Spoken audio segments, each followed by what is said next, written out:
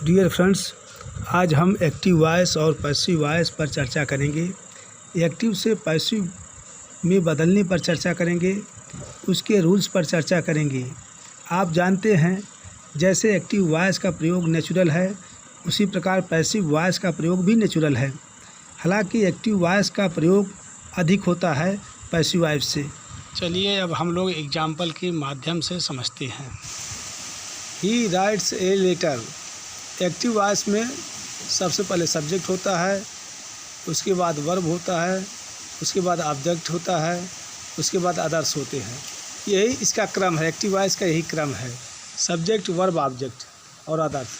जब इसका पैसिव बनाते हैं तो सब्जेक्ट की जगह पर ऑब्जेक्ट हो जाता है और ऑब्जेक्ट की जगह पर सब्जेक्ट हो जाता है। एक्टिव का ऑब्जेक्ट पैसिव का सब्जेक्ट बन जाता है और एक्टिव का सब्जेक्ट पैसिव का ऑब्जेक्ट बन जाता है और जो वर्ब रहता है वो अपनी जगह पर पड़ा रहता है। तीर के माध्यम से भी आप समझ सकते हैं। इस तरह से वॉइस दो तरह का होता है, एक एक्टिव वॉइस होता है, दूसरा पैसिव वॉइस होता है। एक्टिव वॉइस में subject does the work, subject काम करता है, जबकि पैसिव वॉइस में subject receive the action, subject action को रिसीव करता है। पैसिव वॉइस में ऑब्जेक्ट से पहले बाई का प्रयोग करते हैं। पैसिव वॉइस में मेन वर्ब हमेशा थर्ड फॉर्म में रहता है।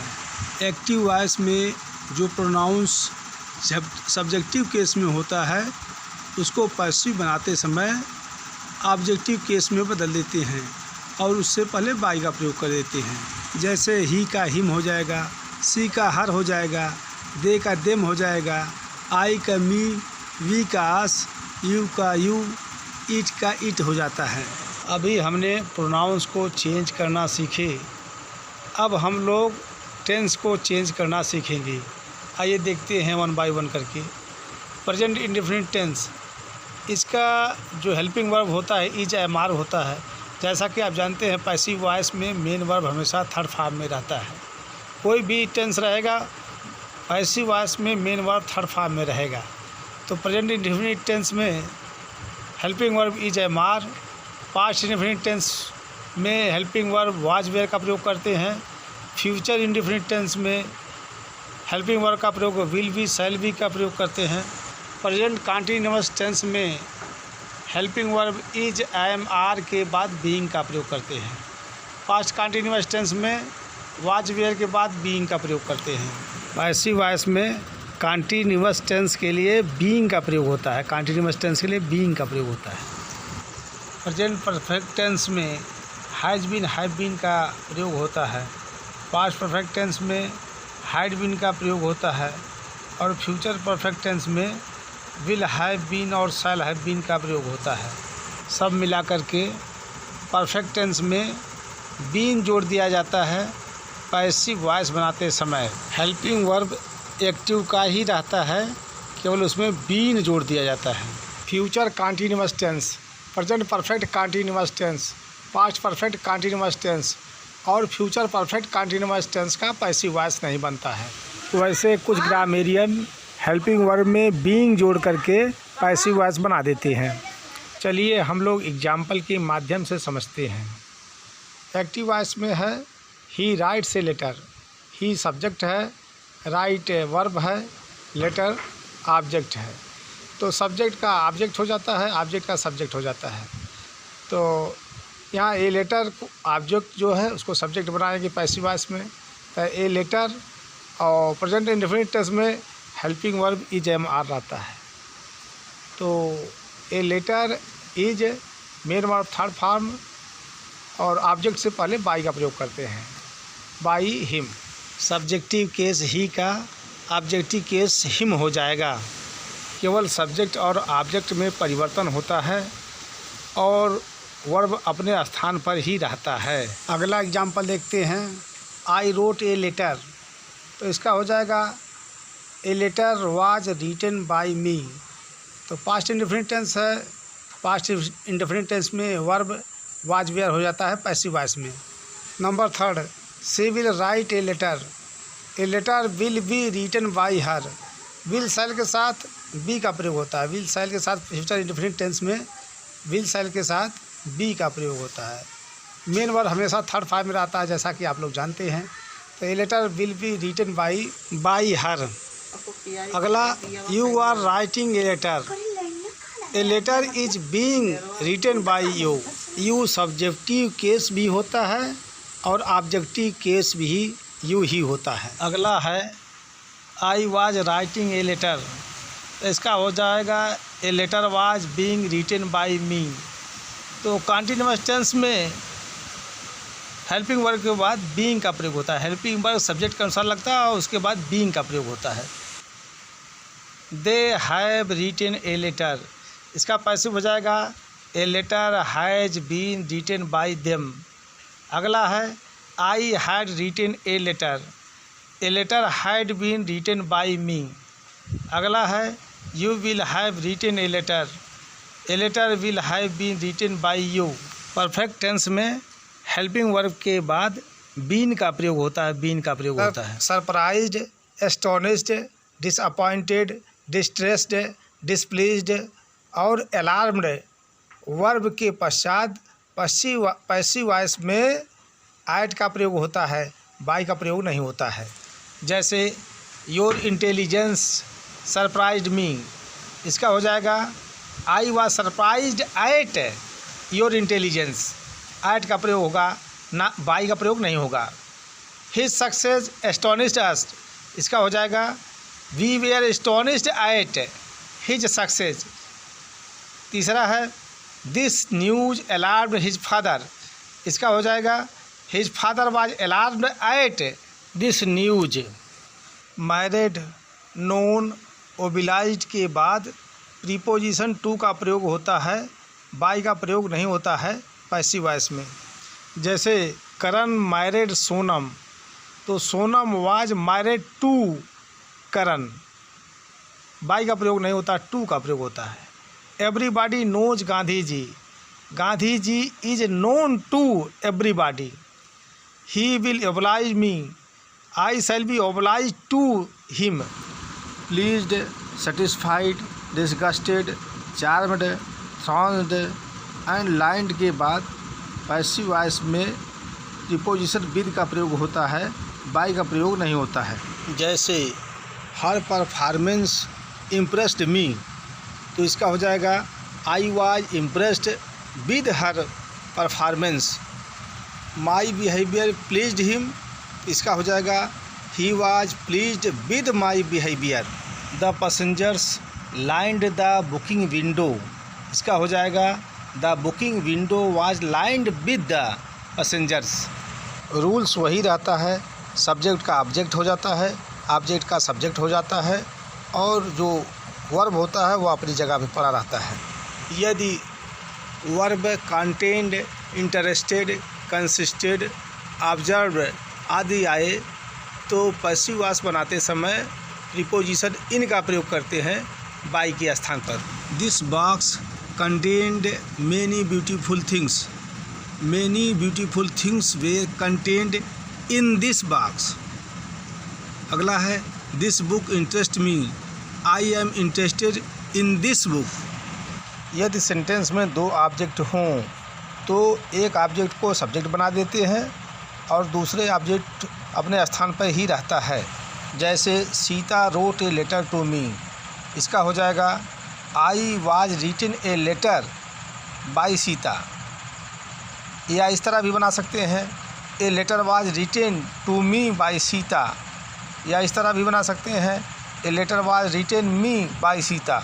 यदि एक्टिव वॉइस में वर्ब के बाद प्रीपोजिशन या एडवर्ब आता है तो पैसिव वॉइस बनाते समय ना तो उसे हटाते हैं ना तो उसे चेंज करते हैं। जैसे the girls laughed at him. इसका हो जाएगा he was laughed at by the girls.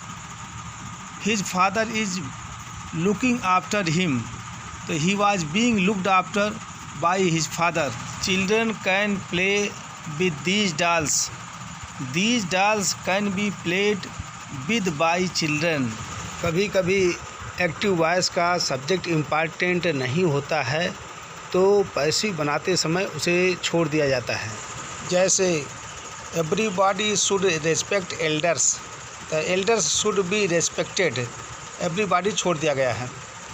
Someone has stolen my pen, इसका हो जाएगा my pen has been stolen by someone, छोड़ दिया गया है, क्योंकि इसमें एजेंट या सब्जेक्ट या कहिए डूअर इम्पॉर्टेंट नहीं है। Modal auxiliary can, could, may, might, should, would, must, ought to, will, shall आदि आते हैं एक्टिव वॉइस में। तो पैसिव बनाते समय मॉडल ऑक्सिलरी के साथ बी जोड़ देते हैं और मेन वर्ब थर्ड फॉर्म में रहता है। पैसिव में हमेशा मेन वर्ब थर्ड फॉर्म में रहता है। जैसे ही शुड हेल्प हर, इसका हो जाएगा she should be helped by him. I can help him, इसका हो जाएगा he can be helped by me. तो मॉडल वर्ब के बाद बी का प्रयोग होता है और मेन वर्ब हमेशा थर्ड फॉर्म में रहता है पैसिव वॉइस में। यदि इन्फिनिटिव वर्ब है तो टू के बाद बी का प्रयोग करते हैं और मेन वर्ब हमेशा थर्ड फॉर्म में रहता है पैसिव बनाने के लिए। जैसे he is to help me, इसका हो जाएगा I am to be helped by him. तो बी का प्रयोग किया गया है, आई एम टू के बाद बी का प्रयोग। Next example, he was to help me, I was to be helped by him.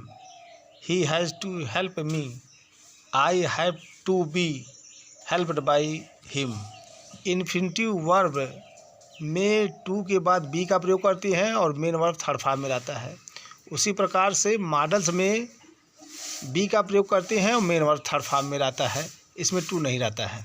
यदि सेंटेंस इट इज़ टाइम या देयर इज या देयर वाज से शुरू होता है, साथ ही साथ इन्फिनिटिव रहता है, तो इसका पैसिव इस तरह से बनता है। It is time to learn English, इसका पैसिव हो जाएगा it is time for English to be learned. अगला है there is no money to buy, इसका पैसिव हो जाएगा there is no money to be bought. Imperative sentence का passive इस प्रकार से बनाते हैं। यदि आर्डर का भाव हो तो let plus object plus be plus past participle. यदि सलाह का भाव हो तो object plus should plus be main verb third form या यू आर एडवाइज टू का प्रयोग करते हैं। यदि रिक्वेस्ट का भाव हो तो यू आर रिक्वेस्टेड टू का प्रयोग करते हैं। जैसे लीव द रूम, इसमें लीव वर्ब है और द रूम ऑब्जेक्ट है, तो ऑब्जेक्ट से शुरू करेंगे। Let the room be left by you. अगला है open the window, let the window B opened. अगला है रेस्पेक्ट योर एल्डर्स, इसका हो जाएगा your elders should be respected. सलाह का भाव है, इस तरह भी कर सकते हैं, you are advised to respect your elders. अगला है प्लीज़ सिट डाउन, इसमें रिक्वेस्ट का भाव है तो इस तरह से कर सकते हैं, you are requested to sit down. अगला है नेगेटिव है यह, तो डोंट इंसल्ट द पुअर, इसका हो जाएगा let the poor not be insulted, या इस तरह भी हो जाएगा the poor should not be insulted. अगला है let us Singh a song, इसका हो जाएगा it is suggested that we should sing a song, या let a song be sung by us. Passive voice में नेगेटिव सेंटेंस कैसे बनाते हैं और इंट्रोगेटिव सेंटेंस कैसे बनाते हैं, आइए देखते हैं वन बाय वन करके। She does not sing a song, इसका पैसिव वॉइस हो जाएगा a song is not sung by her. अगला है I am not writing a letter, इसका पैसिव वॉइस हो जाएगा a letter is not being written by me. अगला है Seema will not have written a letter, इसका पैसिव वॉइस हो जाएगा a letter will not have been written by सीमा। अगर helping verb शब्दों का समूह है, कई शब्दों का है, तो पहले वर्ड के बाद नेगेटिव शब्द का प्रयोग कर देते हैं। अगला है does he write a letter, इसका पैसिव हो जाएगा is a letter written by him. अगला है did he buy a pen, इसका पैसिव हो जाएगा was a pen bought by him. अगला है how did he solve the sum, इसका पैसिव हो जाएगा how was the sum solved by him.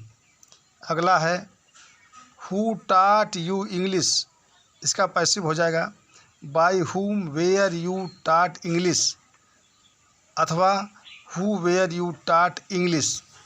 Active से पैसिव बनाने में सब्जेक्ट का ऑब्जेक्ट, ऑब्जेक्ट का सब्जेक्ट हो जाता है और वर्ब अपनी जगह पर पड़ा रहता है और आपको डिटेल में बता दिया गया है। उम्मीद करता हूँ कि आप लोगों को समझ में आ गया होगा।